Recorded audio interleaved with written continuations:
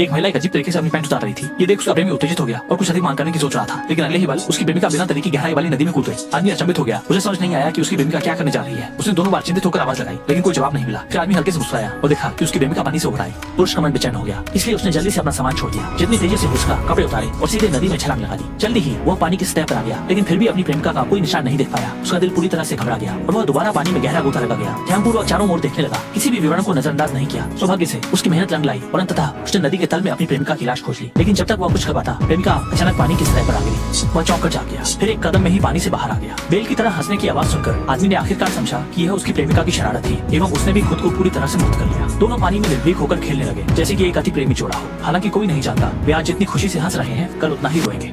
अगले दिन दोनों खुशी खुशी नाव लेकर समुद्र में गए। तभी एक समुद्री पक्षी अचानक से डेक पर उतर आया। आदमी का चेहरा, वो थोड़ा हैरान था, नहीं समझ पा रहा था कि समुद्री चिड़िया तट से इतनी दूर क्यों उड़ रही है, लेकिन ज्यादा नहीं सोचा और उसने बस खोई हुई समुद्री चिड़िया को छोड़ दिया। हालांकि समय बीतने के साथ आदमी का चेहरा और भी खराब होता गया, क्योंकि उसे संदेश मिला कि एक तूफान तेजी से उनकी ओर आ रहा है। आदमी यद्यपि मौसम पूर्वानुमान की गलतियों से नाराज था, फिर भी उसने गर्लफ्रेंड से तुरंत दिशा बदलने को कहा और उसके बाद उसने नाव की चीजों को ठीक से बांध दिया। लेकिन दोनों ने इस तूफान की भयंकरता को कम आंका। बड़ी लहरों ने नौका को मारा, जहाज समुद्र में पंख की तरह ऊपर नीचे हो रहा था। ऐसा लग रहा था जैसे किसी भी समय जहाज टूट जाएगा और सब मारे जाएंगे। आदमी अचानक कुछ गलत होने का एहसास हुआ, तुरंत अपनी प्रेमिका को आगे बुलाया और नाव के पाल को समेटने का इरादा किया ताकि जहाज की स्थिरता बढ़ सके। हालांकि ये सब करने के बाद भी उसका मन बहुत बेचैन था। वो एक और जमीन से मदद मांग रहा था और दूसरी ओर भगवान से प्रार्थना कर रहा था, तूफान जल्दी से निकल जाए, कृपया कोई और दुर्घटना न हो, कुछ भी गलत होने से पहले सब ठीक हो जाए। अचानक एक विशाल लहर आई और पाल सीधे डेक पर गिर पड़ा, जिसे देखकर महिला का दिल दहल गया, लेकिन वह हिम्मत करके उसे संभालने गई, नहीं तो परिणाम बहुत भयानक हो सकते थे। प्रेमी का दिल कांप उठा कि झाझुझुना को भी कोई बेहतर उपाय नहीं सूझा, इसलिए उसने जितना हो सके उतना दिशा को स्थिर रखने का प्रयास किया ताकि अपनी प्रेमिका के लिए एक अपेक्षाकृत स्थिर वातावरण बना सके। सौभाग्य से महिला ने ये सब सुरक्षित रूप से संभाल लिया, लेकिन जब वह लौटने वाली थी तब जहाज अचानक झटका खा गया। पुरुष जल्दी से उसकी मदद करने आया, जिससे महिला बाल बाल बच गई। अपने प्रेमी की मदद से उसने फिर से अपनी स्थिति को स्थिर किया। दोनों एक दूसरे से लिपट गए और उनका भारी दिल आखिरकार हल्का हो गया, लेकिन उन्होंने ध्यान नहीं दिया कि उनके पीछे कई मीटर ऊंची लहर धीरे धीरे तैयार हो रही थी। हालांकि जब आदमी को एहसास हुआ तो बहुत देर हो चुकी थी, लेकिन उसने बिना कुछ सोचे जल्दी से अपनी गर्लफ्रेंड को पहले नाव के केबिन में वापस जाने को कहा, पर अंततः वह एक कदम देरी से पहुंचा।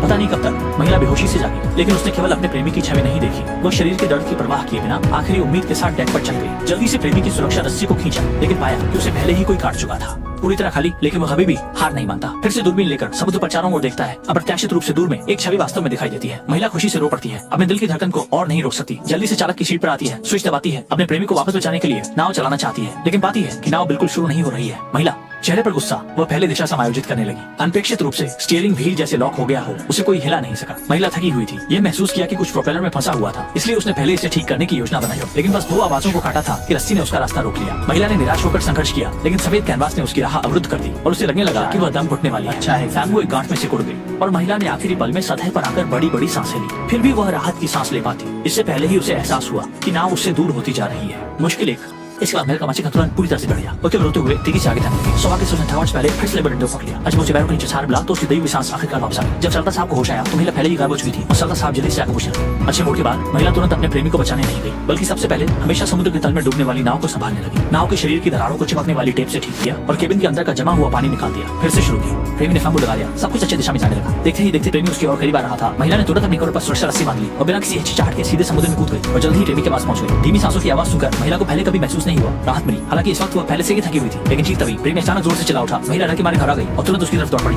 लड़की ने थोड़ी देर के लिए आराम किया और फिर लड़की की छोटी टांग पर भयानक घाव देखा। उसने अपना चेहरा लड़की के सीने में छुपा लिया। ये कल्पना करना कठिन था कि प्रेमी ने कितनी पीड़ा सही होगी, लेकिन अब केवल 2 लकड़ी के टुकड़ों का उपयोग कर सकता था। लेकिन फिर उसने प्रेमी के लिए ध्यानपूर्वक तकिया लगाया। हालांकि वे मौत से बच गए, फिर भी दोनों खुश नहीं हो सके, क्योंकि फैन चुआन डोंगली खो चुका था और उन्हें पता नहीं था कि वे कब तक कैंप पर वापस पहुंच सकेंगे। और इससे भी बुरा यह था कि अगले दिन जब महिला ने पट्टी खोली तो देखा कि प्रेमी के पैर का घाव भी सड़ने लगा था। विशाल समुद्र पर वे जो कर सकते थे वह केवल डिसइंफेक्ट करना था। फिर थोड़े बचे हुए खाने को देख औरत फिर से निराशा में डूबी, लेकिन उसका प्रेमी उसे प्रोत्साहित करता रहा कि हार मत मानो, समुद्र में मछली पकड़ने उतरो, शायद यही उसका जीवन बचाने का एकमात्र तरीका हो। जल्द ही औरत औजार के साथ समुद्र में उतरी। वो एक जलपरी की तरह समुद्र में स्वतंत्र रूप से तैरने लगी, लेकिन हर बार जब वो भाला फेंकती वो मछलियों के झुंड को छूकर निकल जाती। लगातार कई बार विफलता ने उसे थका दिया, जिससे वह थकान के कारण हाफने लगी और फिर वह और प्रयास नहीं कर सकी।